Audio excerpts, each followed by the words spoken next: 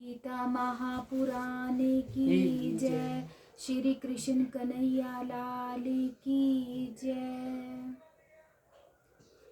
भोग आश्चर्य प्रसक्तानां तयापहैत चेतसां व्यवस्था आत्मिकता बुद्धि समाधो न विद्यते।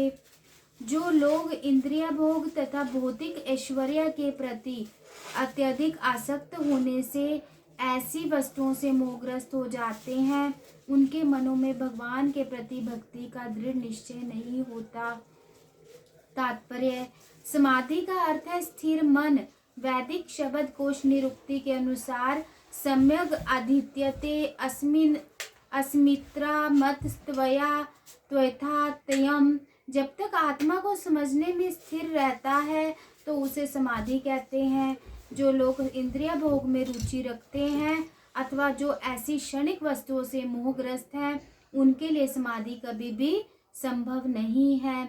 माया के चक्कर में पड़कर वे न्यूनताधिक पतन को प्राप्त होते हैं।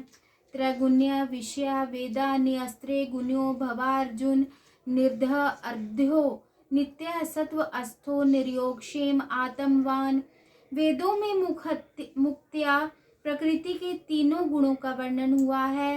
हे अर्जुन, इन तीनों गुणों से ऊपर उठो, समस्त द्वैतों और लाभ तथा सुरक्षा की सारी चिंताओं से मुक्त होकर आत्मपरायण कर बनो।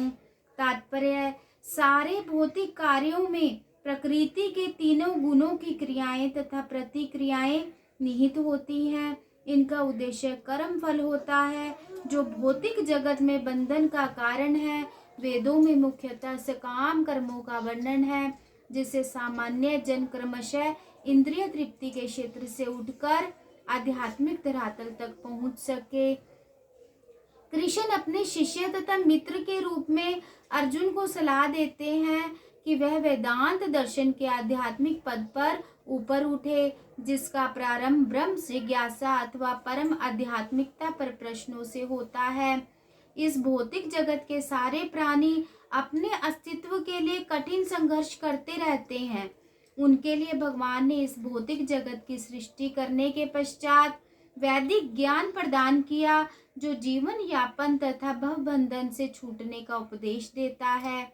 जब इंद्रिय तृप्ति के कार्य यथा कर्म कांड समाप्त हो जाते हैं, तो उपनिषदों के रूप में भगवान साक्षात्कार का अवसर प्रदान किया जाता है। ये उपनिषद विभिन्न वेदों के अंश हैं। उसी प्रकार जैसे भगवत गीता पंचम वेद महाभारत का एक अंग है, उपनिषदों से आध्यात्मिक जीवन का शुभारंभ होता है। जब तक भौतिक शरीर का अस्तित्व है, तब तक भौतिक गुणों की क्रियाएं प्रतिक्रियाएं होती रहती हैं। मनुष्य को चाहिए कि सुख दुख या शीत ग्रीष्म जैसी द्वैताओं को सहन करना सीखे और इस प्रकार हानि तथा लाभ की चिंता से मुक्त हो जाए। जब मनुष्य कृष्ण की इच्छा पर पूर्णतः आश्रित रहता है, तो यह दिव्य अवस्था प्राप्त होती है।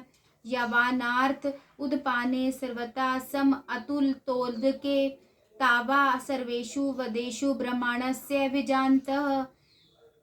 एक छोटे से कूप का सारे कार्य एक विशाल जलाशय से तुरंत पूरा हो जाता है। इस प्रकार वेदों के आंतरिक तात्पर्य हो जाने वाले को उनके सारे प्रयोजन सिद्ध हो जाते हैं।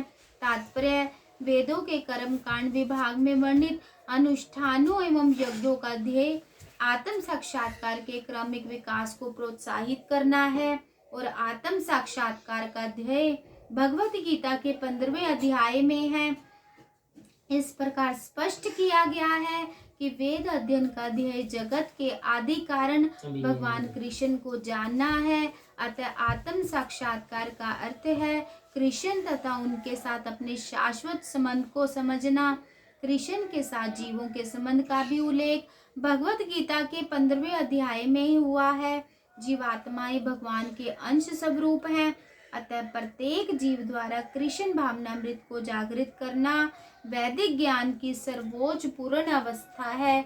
श्रीमद् भागवत में इसकी पुष्टि इस प्रकार हुई है: अहो बत श्रपचो अतो गरियान यजि हाग्रे वर्तन नाम तुभ्यम नेपु अस्त पस्ते जुहुवै शस्त्रुराया ब्रह्मानुचूर्णाम गुणाति यत।